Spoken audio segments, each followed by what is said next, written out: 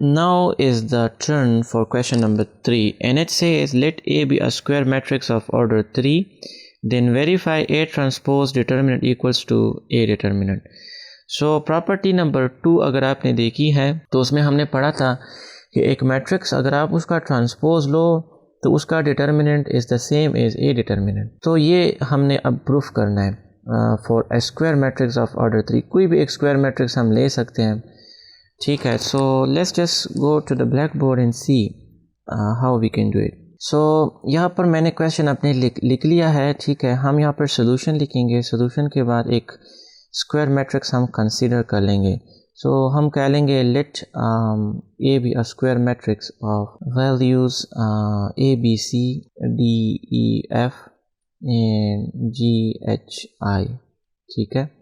चलो हम ये कंसीडर कर लेंगे। आप 1 2 3 3 4 5 6 7 8 कुछ भी कंसीडर कर सकते हो, but for general rule A B C D F would be better.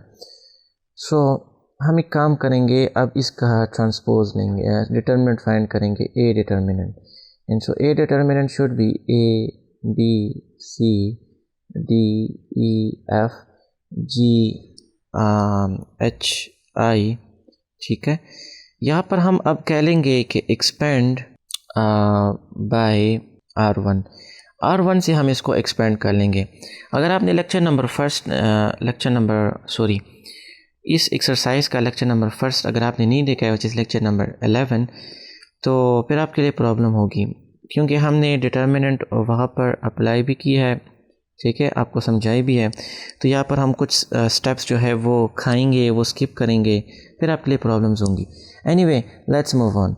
R1 पे हम इसको एक्सपेंड कर लेंगे, ठीक है। This is the process of finding determinant of 3 by 3 और ग्रेटर मैट्रिक्स। सो हम पहले लिखते हैं A11 into capital A11, so A11 is A, and then minor capital A11 is the cofactor of A11, which is -1 to the power 1 plus 1 in minor of 1 1। तो वो सारे steps हम फिर यहाँ पर खाएंगे अब, ठीक है। हम डायरेक्ट लिखेंगे A, और उसके साथ अगर हम A लिख लें, ठीक है, तो ये रो भी ख़त्म हो जाता है और ये रो भी ख़त्म हो जाए, हमारे पास ये 4 एलिमेंट्स बच जाते हैं for the minor of M11, ठीक है। और यहाँ पर साइन प्लस लगेगा, क्योंकि कोफैक्टर के लिए जो आपके पास फार्मूला था तो वो था -1 to the power I plus J, ठीक है, एंड देन M11, ठीक है, ये माइनस नहीं है, I plus J and then M11। So I plus J यहाँ पर चूँकि 1 1 है, सो 1 + 1 is 2, और माइनस का अगर पावर 2 हो तो फिर 1 आता है। सो मैंने आपको बताया था कि यहाँ पर प्लस साइन होता है अगर आप रो फर्स्ट पे करते हो, रो 1 पे यहाँ पर माइनस होता है, यहाँ पर प्लस होता है रो 1 के लिए। अगर कॉलम 1 के लिए आप करना चाहो तो यहाँ पर प्लस होता है, ये दिस इज़ A21, सो यहाँ पर माइनस होता है और यहाँ पर प्लस। अगर आपने कल वाला लेक्चर देखा है तो you will exactly know what I am saying. Anyway यहाँ पर प्लस, यहाँ पर माइनस और फिर प्लस आएगा। सो इन दोनों को हम मल्टीप्लाई कर लेंगे EI and then HF, right. So EI and then बीच में माइनस लगता है एंड HF, ठीक है। अब यहाँ पर माइनस लगेगा इस A12 के लिए, ठीक है, विच इज़ B। सो अगर हम अब इसके लिए करना चाहें तो ये फर्स्ट नंबर रो और सेकंड नंबर कॉलम ख़त्म हो जाता है, and we get this element, this element, this element and this element. So D multiplied with I will get you DI।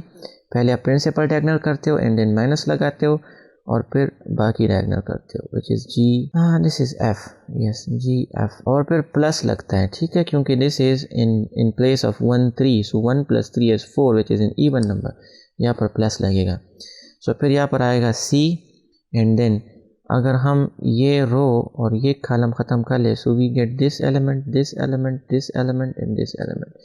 So D multiply with H get you DH, and then G multiply with E is -GE, right। अब हम एक काम कर लेंगे, इसको expand कर लेंगे थोड़ा सा, खैर है। सो AEI minus AHF, ठीक है, and then minus BDI and minus minus is plus BGF, अच्छा CDH and then minus CGE, right. इसको हम कह लेंगे इक्वेशन नंबर 1, इसको हम इक्वेशन नंबर 1 कह लेंगे which is a determinant, right. अब हम एक काम करते हैं कि ए का अब हम ट्रांसपोज लेते हैं और फिर उसका हम डिटर्मिनेंट लेते हैं and we hope that we get the same is this equation number 1।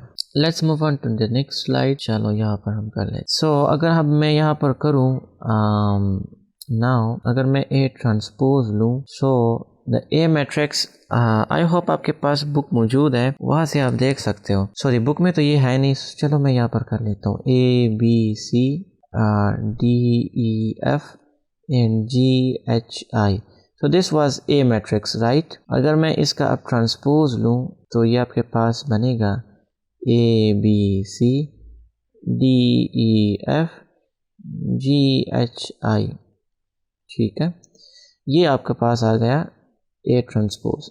अब हम एक काम कर सकते हैं कि ए ट्रांसपोज का अगर हम अब डिटर्मिनेंट ले, so let's take ABCDEF and GHI and यहाँ पर हम लिख लेंगे कि एक्सपेंड बाय R1, ठीक है। आप R1 से ही करो, बाद में हम कुछ क्वेश्चंस करेंगे जो हम C1 से करेंगे, तो वो भी मैं आपको समझाऊंगा कि क्यों। देखिए, अगर आपके पास किसी एक रो या कॉलम के अंदर दो एलिमेंट्स ज़ीरो हो या एक एलिमेंट भी ज़ीरो हो, तो उसी कॉलम या उसी रो पे अगर आप इसको एक्सपेंड करते हो डिटर्मिनेंट, तो बड़ी आसानी से 1-2 स्टेप के अंदर आपके पास डिटर्मिनेंट फाइंड होता है, क्योंकि एक सारा आपके पास एलिमेंट ज़ीरो आ जाता है या 2। एनीवे, सो अब हम एक काम करेंगे ए, ठीक है, और कोफैक्टर इसका EI एंड FH, ठीक है। अब मैं वो डैशेज मैशेज नहीं करूँगा। माइनस D के लिए अच्छा इस तरह कर लूँ, so BI and CH and then plus अब G के लिए, तो अगर मैं अपने जहन के अंदर कुछ इस तरह कर लूँ तो ये 4 एलिमेंट्स आ जाते हैं। सो BF माइनस CE, राइट। अब इसको अगर मैं मल्टीप्लाई कर लूँ, सो AEI minus AFH minus DBI plus, ठीक है, DCH plus GBF minus GCE, ये आपके पास अब आ गया equation number 2। Let me just bring equation number 1 over here और दोनों को कंपेयर करते हैं। So this is equation number 1, right. ये आपके पास है ए ट्रांसपोज डिटर्मिनेंट और ये आपके पास है ए डिटर्मिनेंट।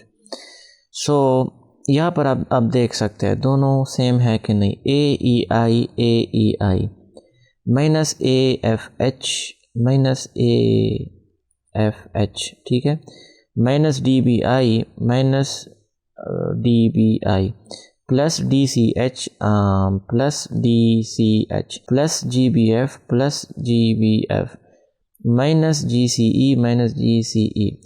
इसका मतलब है कि हम यहाँ पर लिख लेंगे फ्रॉम इक्वेशन नंबर 1 एंड 2 आपके पास A transpose determinant is A determinant.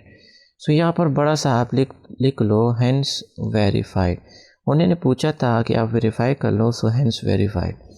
I hope इसमें आपको कोई प्रॉब्लम नहीं है। कौन सा कोई भी एक आप मैट्रिक्स ले सकते हो which is order 3 square by square matrix,